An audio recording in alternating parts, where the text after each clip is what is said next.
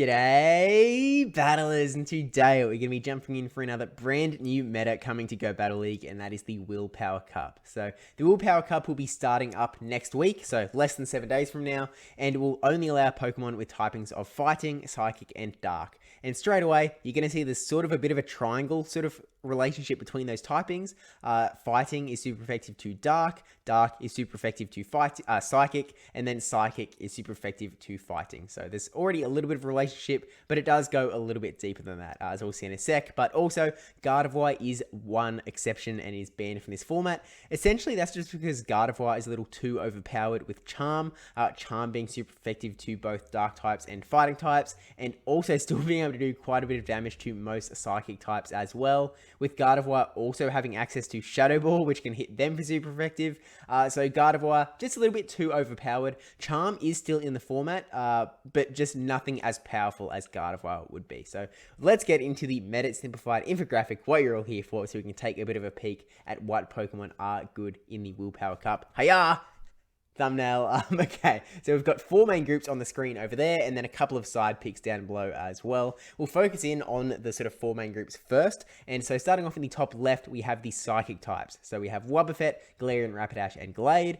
To their right, in the top right, we have the Poison Darks with Drapion, Skuntank, Hisuian, Quillfish, and Overquill. In the bottom left, we have the non-Poison Dark types, so Zweilous, Pawniard, Umbreon, and Sableye. And then in the bottom right, we have the Fighters with Medicham, Buzzwole, Sneasler, Toxicroak, and Mandibuzz has managed to sort of fly its way into that group as well. But I'll sort of talk about why that is when we sort of get to that group.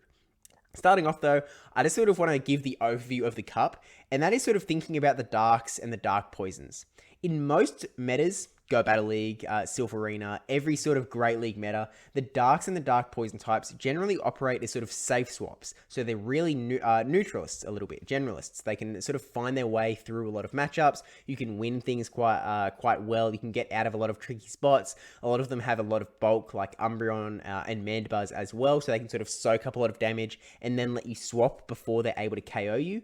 So this meta, I feel, is going to be quite built around these darks and dark poisons, because they're going to be building up a lot of the sort of high skill teams. So a lot of the sort of top battlers, I believe, are going to be running quite a lot of darks and dark poisons on their team, just so they can have a little bit more maneuverability, I could say, especially when some of them are able to have quite good play against the entire field. But we'll talk about that as we sort of dive into the groups. So with that context in mind, the Psychic types, there are not many on this graphic. We've only got the 3 with Wobbuffet, Galarian, Rapidash, and Glade. Galarian Rapidash is going to be, I mean, it's a fairy type, so obviously you've got that sort of play against both darks and fighting, as Gardevoir would have if it was eligible. Wobbuffet has access to Charm as well, so it's doing the same thing, although it doesn't have the fairy typing. So it, it does falter a little bit. It's still quite weak to the dark type. Although Wobbuffet is also very tanky, so it still performs quite well. Although it's probably going to be the big annoying Pokemon off the cup with no Chansey or the like. It's going to be really long matches of Umbreon mirrors and Mandibuzz mirrors and Wobbuffet trying to charm things down and taking a long time to do it. It does have access to Mirror Coat and Mirror Coat in return, which means that you're going to be up a creek a little bit when you're up against something like Sableye, who doesn't care about either of those charge moves. But then again, you are doing like double super effective damage with Charm, so you get KO'd by Shadow Claws and Foul Plays anyway. But Wobbuffet is there if you want to use it. Glade is a bit of an interesting one. You're probably going to want to run Charm in the same asset, just because Fairy typing and Charm is so powerful in this meta. You could run Confusion. Don't. Just run Charm. So pretty straightforward though. They beat the dark types sort of regular because they have that sort of fairy access. They lose to the poison types, the poison darks, because they've got the poison typing to resist fairy, and then they're still able to output that dark damage. They can do a lot, plus the poison type for the Galarian Rapidash, who has the fairy typing as well. They then are going to beat the fighters as well. So yeah, as you'd expect, fairy, beat fighting, beat dark, does lose to the sort of poison dark side of the forest. And of course, there's some back and forth with that dark group down the bottom as well, especially with a little bit of energy here or there. It can definitely flip those matchups. talking about actually, let's swap straight over to the other side of the diagonal in the fighters, where we've plopped Mandibuzz in there. Mandibuzz has been thrown into this group because it sort of just fits that way in the graphic. It's just worth noting that Mandibuzz is basically going to beat all of the fighters as well. Mandibuzz is the #1 Pokemon on PvPoke for this meta, and that is definitely for a good reason, because it does, it's just sort of able to outbulk a lot of the other sort of dark poisons, the dark types, beating up the fighters, and then also still has some play back up against those fairy types. The sort of psychic types in the top left that are doing fairy damage to them. Still able to get these super effective foul plays off onto Gallade and onto Wobbuffet, and doesn't do too poorly up against the Galarian Rapidash, although you are probably going to lose that matchup regardless. But Mandibuzz is a really hard Pokemon to counter, so is going to be pretty powerful for sure. The fighting types other than that are also going to be beating the Darks and the Dark Poisons, because that's sort of their role, and then are going to lose into the Psychic types, as we talked about before. When we get to the Poison Darks, I mean, if we sort of talk about both groups, how do we... One up there. Yeah, these two groups on the graphic. We've talked about they're both going to lose to the fighting types. The dark types are a little bit worse against the psychic types than the poison darks. But against each other, it's really back and forth. Again, they are all sort of these like generalist Pokemon that can sort of fight around a lot of matchups. A little bit of energy here, a court move there can absolutely sway the tide of battle significantly. You've got things like Umbreon that don't really care about any of the dark damage flying around or the ghost damage. Sableye is a Pokemon that is going to be really effective up against the fighting types, so it's going to be able to fight back against the like the Medicham quite well. But overall, it's going to be sort of a pick your poison. Or not poison, I guess, as far as what dark type or dark types you want to bring onto your team. But I do have a feeling that we're going to see a lot of double dark teams. Maybe it's maybe it's Feisty double dark, maybe it's Galarian Rapidash double dark.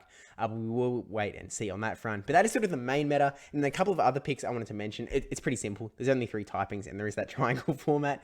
Alolan Raichu is a really highly ranked Pokemon, and is essentially... its main role is to counter Mandibuzz, because Mandibuzz is so hard to hard counter because there aren't any steel types. It's hard to get sort of anti-flyers in here.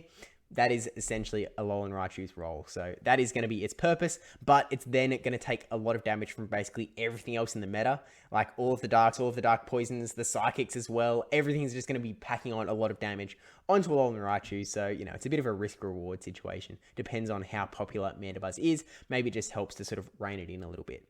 We've also got Victini and Cresselia. They're sort of other psychic types. Again, because I believe that darks and dark poisons are going to be so powerful in this meta, I feel like they're probably going to be leave-it homes. Cresselia does have the advantage of having access to Moonblast, so it can do some fairy damage, which again, super powerful, but I'm not sure how effective that is going to be. We'll just have to wait and see. I mean, just when there's other dark, bulky Pokemon like Umbreon and Mandibuzz that are sort of... it's this bulk fest doing super effective damage, and the dark types are generally a little bit quicker on the draw than Cresselia. So I think Cresselia is probably a bit too slow, especially when Grass Knot doesn't really have any targets in this meta. And last in the side picks box, we have Liepard. Liepard is sort of representative of all of the other charmers that are accessible in this format, but Liepard has the dark typing, so it's sort of a weird spot where it takes super effective damage from fighting, but does super effective damage to fighting with charm. Also does super effective damage to the darks, and then resists psychic damage as well. So it's an interesting spot. It is weak to charm, so the sort of, because that psychic group is mostly using charm, they are going to be able to take it down. But I just sort of wanted to mention that other than Wobbuffet and Gallade, Rapidash would be running Fairy Wind. There are other charmers in the format. Gothitelle is another one that comes to mind, but most of them are pretty poor. There's a reason that Gardevoir was banned and none of the other charmers were. There is definitely a clear difference between them. But with that said, that is essentially all I wanted to say on the Willpower Cup. So thank you for watching. Don't forget to like, comment, subscribe, especially that subscribe one for the next sort of meta breakdown of the next Go Battle League Cup. Silpharina officially starting in January, so we've got a little bit of time before that. So still can get our sets in Go Battle League. And of course, thank you to my patrons and YouTube members as well. But yeah, thank you for watching, and I will see you in the next one. Good luck in your Willpower Cup, and let me know. I definitely missed some like OP Pokemon. Oh, Zork. It's not good. Don't bother. Just don't bother.